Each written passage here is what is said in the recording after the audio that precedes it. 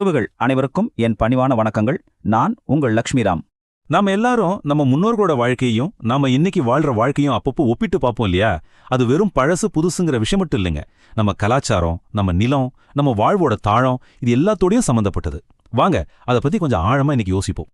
இப்போ நாம நமக்குள்ளேயே கேட்டுக்க வேண்டிய ஒரு முக்கியமான கேள்வி இதுதான். நம்ம தாத்தா பாட்டி வாழ்ந்த வாழ்க்கை தெளிவானதா, இல்ல நாம இன்னைக்கு வாழ்ற இந்த நாகரிக வாழ்க்கை தெளிவானதா? எது உண்மையிலேயே சிறந்த வாழ்க்கை? வாங்க சில விஷயங்களை ஒப்பிட்டு பார்த்து ஒரு முடிவுக்கு வர முயற்சி பண்ணுவோம். சரி, அந்த ஒப்பீட்டை இப்போ ஆரம்பிக்கலாம். வாங்க ஒன்னொன்னா பாப்போம். முதல்ல ஆரோக்கியம். நம்ம தாத்தா பாட்டி காலத்துல 100 வயசு வரைக்கும் நோய் நொடி இல்லாம நல்ல திடகாத்திரமா வாழ்ந்தாங்கன்னு நம்ம கேள்விப்பட்டிருக்கோம். ஆனா இன்னைக்கு நம்ம நிலைமைய பாருங்க.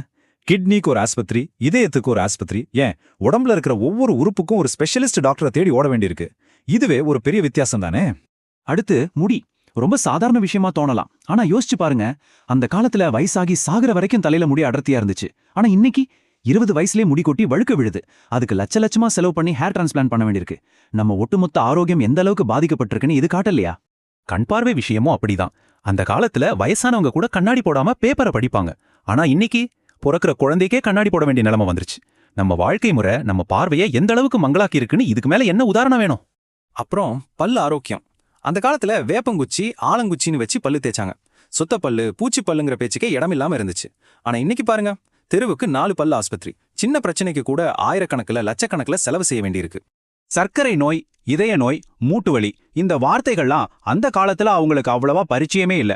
ஆனா இன்னைக்கு இது இல்லாத வீடுகளே இல்லைன்னு சொல்லலாம்.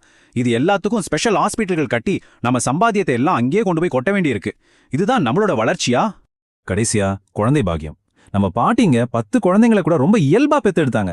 ஆனா இன்னைக்கு நிலைமை என்ன?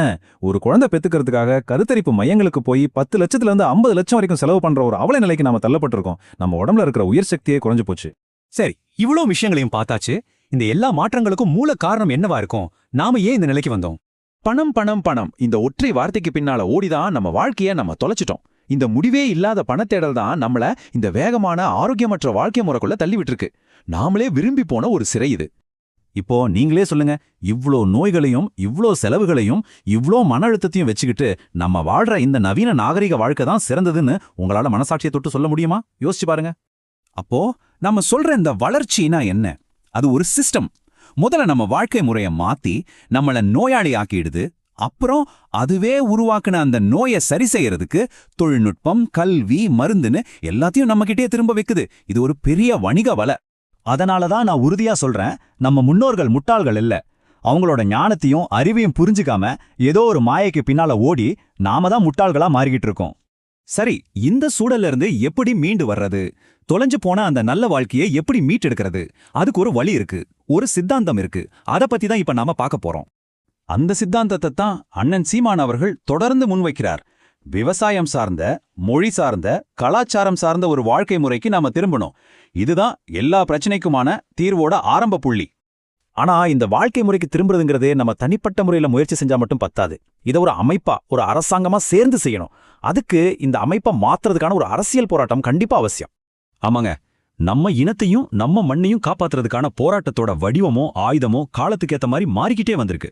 பாருங்க, அந்த காலத்துல நம்ம முன்னோர்கள் வேல் பிடிச்சு போர் செஞ்சாங்க. அதுக்கப்புறம் வந்த தலைமுறை அஹிம்சைய ஆயுதமா ஏந்துனாங்க. ஆனா இந்த தலைமுறைக்கு நம்ம உரிமைகளை, நம்ம வாழ்க்கையை மீட்டெடுக்கிறதுக்கு இருக்கிற ஒரே வலிமையான ஆயுதம் அரசியல் போராட்டம் மட்டும்தான். ஒரு சரியான நல்ல அரசியல் மாற்றம் வந்தா அது நம்ம நாட்டை மட்டும் காப்பாத்தாது.